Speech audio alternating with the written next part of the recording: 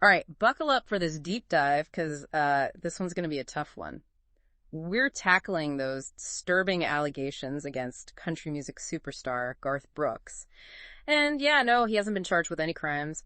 Got to emphasize that these are just accusations right now, but the details of this case are, well, they're really unsettling, to say the least. It's true. This whole thing throws a real curveball at Brooks' image, doesn't it?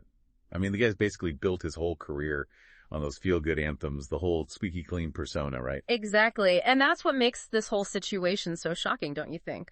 On the one hand, you've got this country music icon, sold millions and millions of albums, and on the other, you have his former employee, only identified as Jane Roe in the lawsuit, accusing him of, well, some seriously messed up stuff. And what's really interesting here is that this isn't just some random person lobbing accusations. Jane Roe worked directly with Brooks for years as his hairstylist and makeup artist. She was part of his inner circle. And according to the lawsuit, things started going south back in 2017, just a couple years after she started working for him directly. Okay, so let's break this down. What exactly is Jane Roe alleging happened during that time?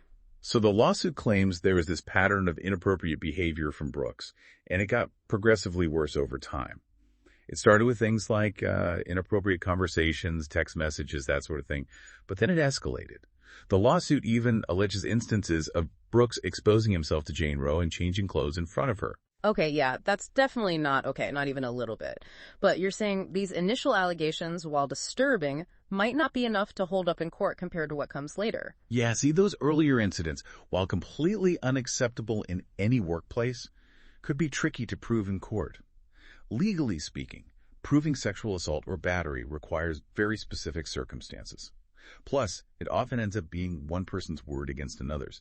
Proving intent, especially in those situations, can be incredibly difficult. Yeah, makes sense. So what happened next? When do things escalate to that next level of seriousness? Well, unfortunately, things took a very dark turn in 2019 during a work trip to Los Angeles for the Grammys. Jane Roe was there for a tribute performance, and that's when she alleges the rape occurred. And there are some specific details about that trip outlined in the lawsuit that are, well, let's just say they raise some serious red flags. Red flags like what? Give us the details. Okay, so the lawsuit claims Brooks and Jane Roe flew to L.A. alone on his private jet, which was unusual. Usually they would have other passengers. And get this, once they arrived in L.A., Brooks booked a single hotel suite for the two of them. Now, I'm not saying that alone proves anything definitively, but it certainly creates a concerning image, especially when you consider the power dynamic already at play, wouldn't you say? Absolutely. I mean, you're talking about a huge celebrity used to getting his own way, and an employee who might feel pressured, maybe even afraid to speak up. Precisely. And that power differential is going to be central to this case. Now, I do want to clarify something that might not be obvious to everyone listening. A civil lawsuit, which is what we're dealing with here, is different from a criminal case. In a criminal case, it's up to the prosecution to prove guilt beyond a reasonable doubt. But in a civil case like this one, the burden of proof is on the plaintiff in this case, Jane Roe, to prove her case by a preponderance of evidence, meaning it's more likely than not that what she's alleging is true. So you're saying Jane Roe doesn't have to prove Brooks guilty beyond a shadow of a doubt, just that there's enough evidence to tip the scales in her favor, right? You got it. And the potential consequences are different too. In a criminal case, a guilty verdict could mean jail time, but in a civil case, the outcome usually involves money. If Jane Roe wins, she could be awarded damages. So even though these are still just allegations, they could have massive consequences for Brooks, both personally and professionally. And for Jane Roe, this obviously goes way beyond money. It's about seeking justice for what she alleges happened to her. Exactly. It's about having her voice heard, and that's crucial.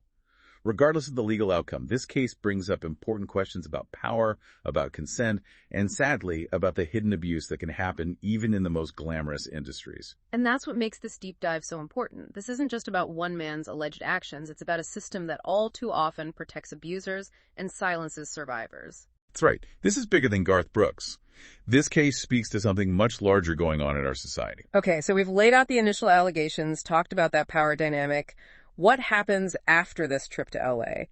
Does the lawsuit claim Brooks's behavior continued? Yeah, unfortunately it does. If what Jane Roe is saying is true, this wasn't just a one-time thing.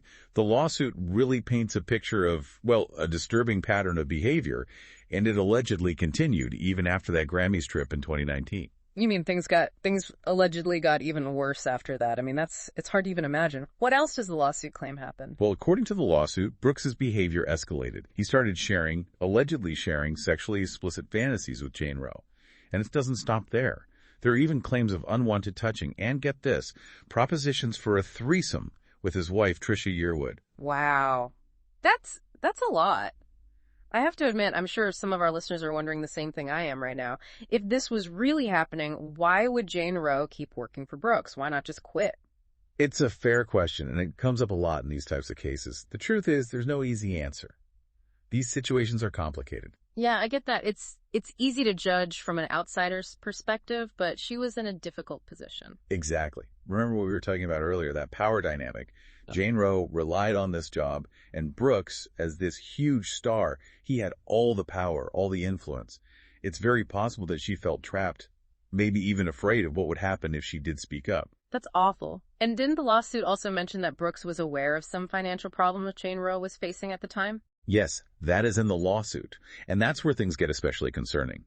The lawsuit suggests that Brooks might have used those financial problems against her, knowing that she was in a vulnerable position and less likely to risk her job by reporting him.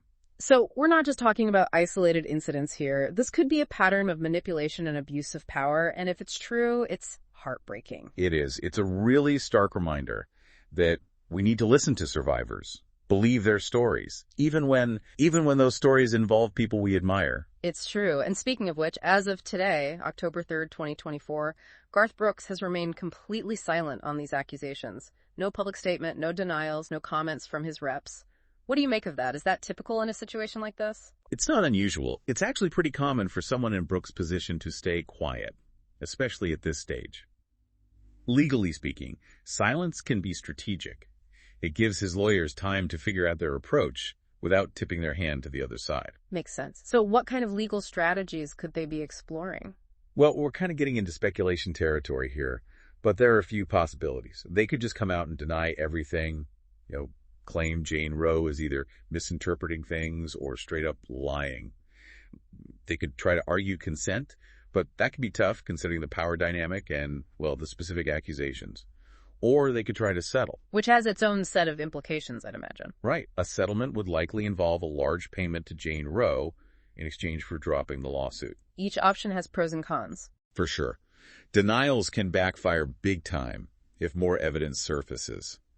Consent is a risky strategy in this day and age, especially with a case like this. And a settlement, even though it might seem like the easiest way to make it go away, some people will always see that as an admission of guilt, even if that's not the intent. A game of chess, that's for sure. High-stakes chess. Absolutely. And let's not forget about the court of public opinion. That's a whole other battleground. Brooks built his career on his image, being the good guy, the family man. These allegations, whether or not they're true, they've already damaged that image. Yeah, there's really no going back from something like this, is there? It's tough. Yeah. And it makes you think about accountability, especially in light of the #MeToo movement. For a long time, it felt like powerful men in all kinds of fields, entertainment, politics, you name it. They operated with this idea that their actions wouldn't have consequences. Yeah, like they were untouchable. Right. But the #MeToo movement, it really changed the conversation, thankfully. It empowered so many people who had been silenced to finally share their stories, and it forced everyone to take a hard look at power and abuse. It's long overdue, but it's an important conversation to have. No doubt. And this case against Garth Brooks, it doesn't matter if it goes to trial or ends in a settlement. It's part of that bigger discussion. It shows us that fame and fortune, they don't protect you from being held accountable for your actions. Yeah, it really makes you think, even if this never goes to court, can a career like his ever really recover from this? That's the big question, isn't it? Will his fans stick by him, separate the art from the artist? Or will these allegations always be there, overshadowing his music? It's tough to say. So many layers here. And as of right now, just a few days after this lawsuit dropped, it feels like we've got way more questions than answers. It's like we're just scratching the surface. Like, will Jane Roe ever come forward publicly?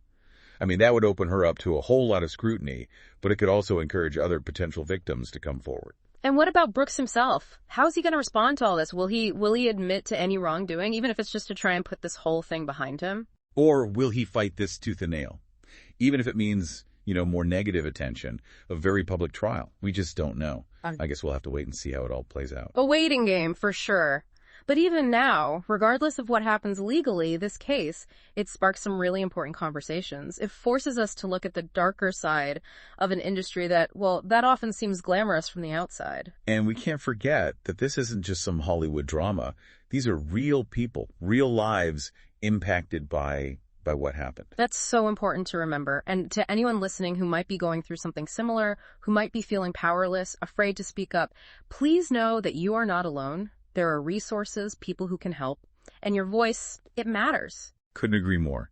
If there's one thing we can all take away from this, it's the power of speaking truth to power, of holding people accountable for their actions, no matter who they are, no matter how rich or famous or powerful they might be. Well said.